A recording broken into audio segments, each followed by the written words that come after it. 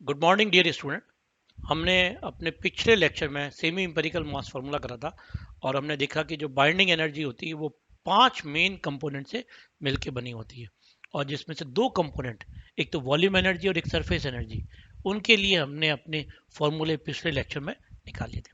आज हम थर्ड जो इसका कंपोनेंट है, कूलम एनर्जी, उसके बारे में बात करने जा रहे हैं। देखो, हम जानते हैं कि न्यूक्लियस के अंदर प्रोटॉन्स हैं और प्रोटॉन्स पॉजिटिवली चार्ज पार्टिकल हैं। जब ये पॉजिटिवली चार्ज पार्टिकल एक ही जगह पर रहेंगे, एक ही छोटे से एरिया में रहेंगे, तो उनके बीच में क्या होगा? रिपल्शन होगा। रिपल्शन होगा तो क्या होगा? वो एक दूसरे को दूर फेंकने का काम करेंगे। इसका मतलब है कि वो स्टेबिलिटी में क्या करेंगे? कमी लेके आने की कोशिश करेंगे।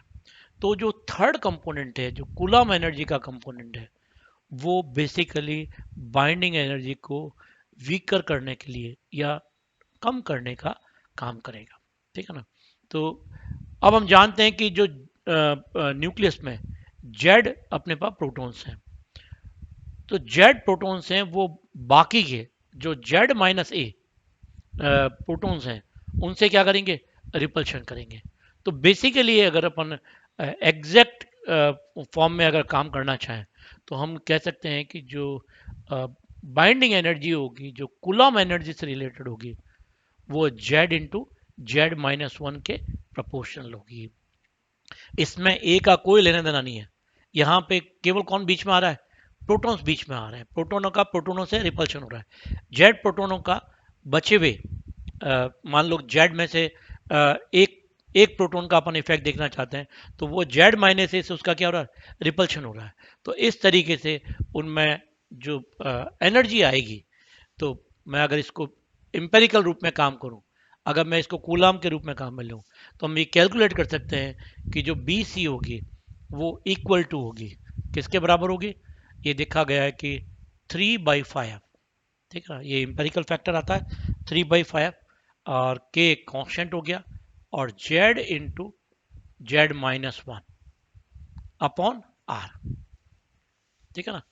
ये जो कंपोनेंट है Z into Z minus one upon R, ये बेसिकली एनर्जी का कंपोनेंट की हम जो पोटेंशियल एनर्जी होती है उससे रिलेटेड टर्म आती है कि कांस्टेंट आ गया 3/5। ये जब स्टैटिस्टिकल फैक्टर को सम अप करते हैं, पूरे पे सिस्टम के ऊपर करते हैं, तब 3/5 वहाँ पर काम में आता है। और ये जो कंपोनेंट है, चूंकि ये वीकर करने के काम में आ रहा है, तो हमने यहाँ पे एक साइन लगा दिया, माइनस का साइन लगा दिया। ये जो आर है वो रेडियस है। ठीक है ना? मैं अभी तक जो आर लेके आया हूँ, छोटा आर लेता हूँ, स्मॉल आर लेता हूँ, तो अभी भी मैं इसको यहाँ पे स्मॉल आर लेकर के काम करता हूँ। ठीक है ना? आर किसके प्रोपोर्शनल होती है? हमें पता है कि आर इज इक्वल टू, अगर हम बात करें तो ए की पावर 1/3 होती है। अगर मैं ये वैल्यू यहाँ सब्सटीट्यूट कर दूं तो मेरे पास आ जाएगा -3/5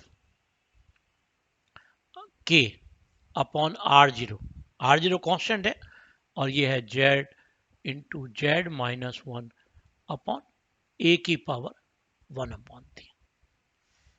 ये सब एक कांस्टेंट क्वांटिटी है, मैं इसको कांस्टेंट लिख देता हूं। तो मेरे पास बी सी का जो कंट्रीब्यूशन आएगा in term of Z N E, ठीक है ना? यहाँ पे ए के ऊपर ही क्यों काम कर रहे हैं, हम बाद में इसके ऊपर डिस्कस करेंगे कि भाई इसको लेने से क्या एडवांटेज मिलता है। तो बी सी इक्वल टू कितना हो जाएगा? माइनस ए सी। ए सी क्या है? Coulomb constant. ठीक है ना? ये मैं कह सकता हूँ। और ये आ जाएगा Z into Z minus one upon A की पावर 1/3। ठीक है ना? ये जो फॉर्मूला है ये अप्रोक्स करीब करीब एग्जैक्ट है। कई बार अगर जेड ज्यादा हो तो हम इसको जेड माइनस वन को जेड भी ले सकते हैं। उस केस में कई जगह आपको ये फॉर्मूला इस तरीके से भी मिल सकता है, minus A C Z square upon A की पावर 1/3। ठीक है ना? उस वो जो फॉर्मूला है वो लार्ज जेड के ऊपर एप्लीकेबल होता है। ठीक है ना? ये सब अपने को चाहिए। तो हमारे पास 3 कंपोनेंट हो गए, एक तो वॉल्यूम कंपोनेंट हो गया, एक सरफेस कंपोनेंट हो गया, और तीसरा क्या हो गया? कूलाम कंपोनेंट आ गया। तो मैं यहाँ पर हमारे पास जो बी कूलाम को है उसको भी ऐड कर देता हूँ, minus A C Z into Z minus one upon A की पावर 1/3। ये 5 नंबर इक्वेशन यहाँ पे काम कर देते हैं और इसको काम में लेते हैं। अब हमारे पास 2 टर्म रह गई, ठीक है ना, 2 टर्म और देखा गया, ठीक है। जो फोर्थ टर्म है वो एसिमेट्रिक एनर्जी। एसिमेट्रिक का मतलब क्या? एसिमेट्रिक का मतलब है नंबर ऑफ प्रोटॉन और नंबर ऑफ न्यूट्रॉन में डिफरेंस। ये देखा गया, और ये देखा गया है कि वो न्यूक्लियस ज़्यादा स्टेबल होते हैं जिसमें नंबर ऑफ प्रोटॉन और नंबर ऑफ न्यूट्रॉन अप्रोक्सीमेटली बराबर हो। इन दोनों में जितना ज़्यादा डिफरेंस होता है उतना ज़्यादा न्यूक्लियस की स्टेबिलिटी कम पाई गई। हमने एक फिगर देखा था पहले, बी अपॉन ए और ए के बीच में ग्राफ देखा था, और ये देखा गया था कि ये जो ग्राफ था ये ऐसे चल रहा था और फिर ये आगे कम। जैसे जैसे हैवी न्यू ए पर जाते हैं, हम ए के वैल्यू जाते हैं, तो यहाँ पे हम देख रहे हैं कि बी अपॉन ए की वैल्यू क्या होती है? कम होती जाती है। बी अपॉन ए के अंदर जो नंबर ऑफ न्यूट्रॉन और नंबर ऑफ प्रोटॉन का डिफरेंस है वो बहुत ज़्यादा बढ़ता था। एन की वैल्यू शार्पली इंक्रीज होती है as compare to Z, heavy nucleus के अंदर। और जितना ज़्यादा न्यूक्लियस हैवी होता है उसकी स्टेबिलिटी उतनी ही कम प्रैक्टिकली पाई गई है। इसका मतलब है कि जो एसिमेट्रिक कंपोनेंट है वो भी ग्रेटली कंट्रीब्यूट कर रहा है बाइंडिंग एनर्जी में, और ये इसका जो कंट्रीब्यूशन है वो बाइंडिंग एनर्जी को कम करने का काम कर रहा है, ठीक है ना। तो ये एक इंपॉर्टेंट फैक्टर है कि जो नंबर ऑफ जो प्रोटॉन्स हैं और जो नंबर न्यूट्रॉन है उनका डिफरेंस हमें अफेक्ट कर रहा है। और जिन न्यूक्लियस में ऑलमोस्ट बराबर होते हैं उनकी स्टेबिलिटी क्या होती है? बहुत अच्छी पाई गई। ये देखा साइंटिस्ट ने इसके ऊपर स्टडी करा और देखा कि जो एसिमेट्रिक एनर्जी है वो 2 कंपोनेंट के प्रोपोर्शनल होती है, ठीक है ना। उसमें जो पहला कंपोनेंट है वो है एक्सिस नंबर ऑफ न्यूट्रॉन्स, इसके प्रोपोर्शनल होता है। तो जो इससे कंट्रीब्यूटेड जो एनर्जी है, एक तो है एक्सिस नंबर ऑफ न्यूट्रॉन, इसके प्रोपोर्शनल होता है। इसका मतलब है कि ये एनर्जी जो अगर मैं इसको काम में ले ए एस क्या, ये प्रोपोर्शनल टू कितना है? एन माइनस जेड के प्रोपोर्शनल है। ये भी पाया गया कि जो ये एनर्जी है ए एस है ये प्रोपोर्शनल टू है एन माइनस जेड अपॉन ए, इसके भी प्रोपोर्शनल है। इसको हम कहेंगे fractional axis of neutron. Fractional axis of neutron, fractional मतलब पर न्यूट्रॉन अगर देखा जाए तो ये जो एनर्जी है ये इन दो के प्रोपोर्शनल होती है। इन दोनों को मैं अगर कंबाइन करूं तो मेरे पास आ जाएगा B A S is proportional to N minus Z का होल स्क्वायर अपॉन ए। और ये जो एनर्जी है इसका बेसिक नेचर क्या है? इसका बेसिक नेचर है टोटल एनर्जी को क्या करना है? बाइंडिंग एनर्जी को क्या है? कम करना है। जैसे जैसे ये इंक्रीज होगा बाइंडिंग एनर्जी क्या होती जाएगी? कम होती जाएगी, स्टेबिलिटी कम होती जाएगी। तो इसका कंट्रीब्यूशन क्या होगा? नेगेटिव कंट्रीब्यूशन है। तो हम लिख सकते हैं इसको B S is proportional to minus N minus Z upon A, और इसका क्या करना है? होल स्क्वायर करना। हम एन की जगह ए माइनस जेड लिखते हैं, ठीक है ना, क्योंकि मैंने बताया कि हम जो भी काम करेंगे एन को एक नया पैरामीटर क्रिएट नहीं करेंगे। तो एन की जगह हम N minus A minus Z लिखते हैं, तो हमारे पास हो जाएगा B A S is proportional to minus, मैं एक बार यहाँ पे लिख देता हूँ, तो यहाँ पे मैं कर्ली ब्रैकेट ले लेता हूँ और यहाँ पे लिख देता हूँ ए माइनस जेड अपॉन ए का होल स्क्वायर। और इसको अगर मैं करूँ आगे इक्वल टू करूँ तो ये हो जाएगा प्रोपोर्शनल टू, माइनस है ही है, और कितना हो जाएगा? ए माइनस 2z का होल स्क्वायर अपॉन ए। ये अपने पास इसका कंट्रीब्यूशन आता है। और अगर मैं इसको और इक्वल टू करके लिखूं तो मेरे पास आ जाएगा कांस्टेंट का निशान लगूं तो B A S equal to minus A S, और ये कितना हो जाएगा? ए माइनस 2z का होल स्क्वायर अपॉन ए। ये हमारे पास नेट कंट्रीब्यूशन आ जाएगा। ये हमारा अगला जो स्टेप है वो ये बन जाएगा।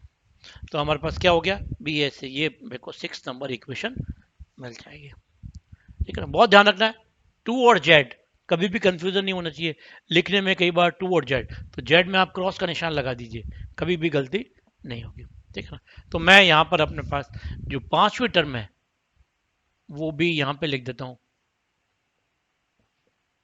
ए माइनस 2z का स्क्वायर अपॉन ए।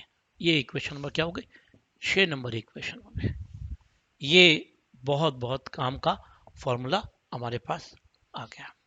ठीक है ना, अब जो अगली टर्म है वो बड़ी इंपॉर्टेंट है, वो भी इंपॉर्टेंट है।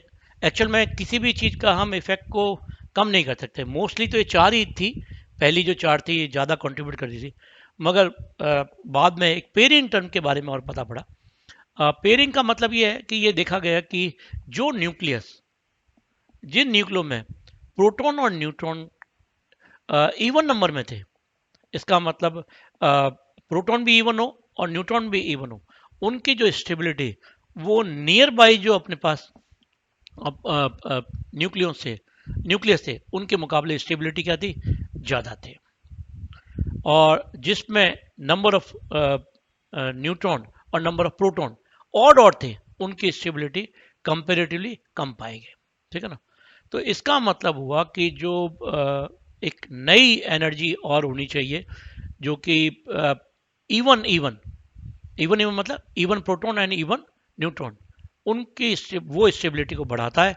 और जो ऑड ऑड है वो क्या करते हैं, स्टेबिलिटी को क्या करते हैं, कम करते हैं। तो अगर हम ऑड इवन को ले लें, ऑड इवन का मतलब है या तो प्रोटॉन ऑड हो और न्यूट्रॉन इवन हो, और या इसका अदरवाइज हो, तो उसको एनर्जी को अगर जीरो मान लें तो ये देखा गया कि जो प्रोटॉन प्रोटॉन जो इसमें प्रोटॉन न्यूट्रॉन इवन इवन है, उस वो में उनकी बाइंडिंग एनर्जी क्या होगी, कंपेरेटिवली ज़्यादा होगी। तो हम उसको एक energy, constant energy delta binding energy के रूप में क्या कर देंगे, ज़्यादा कर देंगे। और जिस न्यूक्लियस में प्रोटॉन और न्यूट्रॉन ऑड ऑड होंगे, उनकी स्टेबिलिटी कंपेरेटिवली कम होगी, तो हम उनके साथ में एक निगेटिव एनर्जी को एसोसिएट कर देंगे और उसको ले लेंगे डेल्टा। तो बेसिकली आप कह सकते हैं कि जो हमारे पास पेयरिंग एनर्जी है वो प्लस माइनस डेल्टा है। और प्लस डेल्टा किसके लिए, even even even Z even neutron, और माइनस डेल्टा किसके लिए, ऑड ऑड ऑड जेड और odd neutron. And BP is equal to 0 for odd A. ये सारे मिल करके इस एनर्जी को क्या करते हैं, कंट्रीब्यूट कराते हैं। BP is equal to plus minus delta. ठीक है ना, इसका मतलब प्लस डेल्टा कब आएगा, जब इवन जेड और इवन न्यूट्रॉन हो। ठीक है ना, और माइनस कब आएगा, जब ऑड न्यूट्रॉन और ऑड प्रोटॉन हो। ठीक है ना, और बीपी की वैल्यू 0 किसको मानी गई है, ऑड ए के लिए। ऑड ए में दो पॉसिबिलिटी होगी, या तो ये ऑड होगा या और ये इवन होंगे, ये ऑड होगा और ये क्या होगा, इवन होगा। तो इस तरीके से हम अपने फॉर्मूले के ऊपर पहुंचते हैं, छठे फॉर्मूले के ऊपर पहुंचते हैं कि B P is equal to plus minus delta. और ये इंक्रीज भी कर सकती है स्टेबिलिटी को और डिक्रीज भी कर सकती है।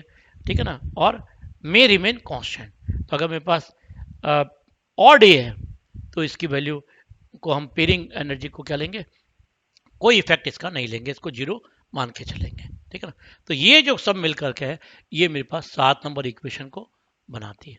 तो ये जो पांच जो एनर्जी के जो कंपोनेंट आ गए हैं उन सबको हम कंबाइन करें तो हमारे पास इस तरीके से एक मास फार्मूला बन जाता है, वो ये बनता है। तो मैं इसको सारे को लिख रहा हूँ, और वो जो मास फार्मूला है वो साइंटिस्ट वाइज जैकर के नाम से फेमस है। ठीक है ना, मैंने इसका नाम भी हिंदी में लिख दिया क्योंकि उसके प्रोनाउंसिएशन में कई बार दिक्कत आता है। और सेमी इंपेरिकल इसको मास फार्मूला कहते हैं। ठीक है ना, वाइज जैकर। ठीक है ना, ये हमें पता होना चाहिए। तो अब हम क्या कह सकते हैं, हम ये कह सकते हैं कि जो हमारा एक्चुअल मास है वो किसके बराबर होता है? मास ऑफ द न्यूक्लियस की बात कर रहा हूँ, ठीक है ना। ये किस किस के बराबर होगा? ये हमारे पास 4-5 चीजों के बराबर होगा। तो एक तो मेरे पास हो जाएगा जेड एम एन प्लस ए माइनस जेड एम एन, ठीक है ना। अब मेरे पास आएगा माइनस, और माइनस में ब्रैकेट में लिख देता हूँ माइनस बी वी की वैल्यू कितनी है मेरे पास? ए वी ए, ठीक है ना।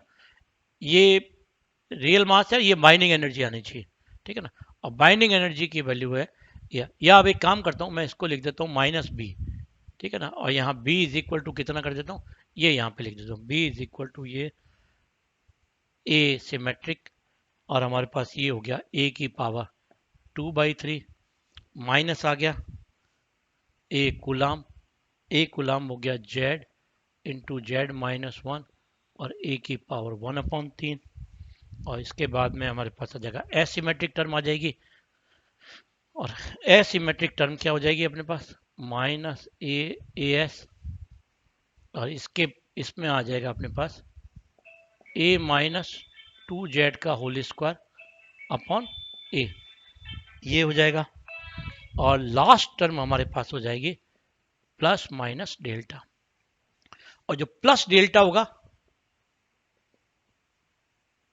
E1z E1n minus delta odd Z odd N and 0 for odd A, ये हमारे पास सारे का सारा फॉर्मूला हो जाएगा। तो ये जो फॉर्मूला है, ये पूरे फॉर्मूले को हम कहते हैं वाइजेगर मास फॉर्मूला या सेमी इंपेरिकल मास फॉर्मूला के नाम से ये फेमस है।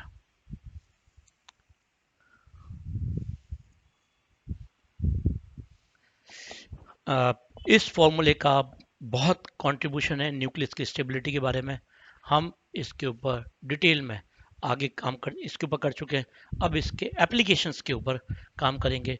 जो लिक्विड ड्रॉप मॉडल है, और लिक्विड ड्रॉप मॉडल के बाद में हम बोर और व्हीलर्स की जो थ्योरी निकालेंगे वो इन फार्मूला के ऊपर बेस करते हुए निकालेंगे।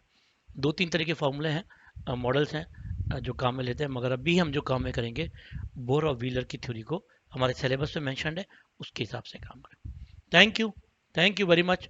अगले लेक्चर में लिक्विड ड्रॉप मॉडल को हम शुरू करेंगे।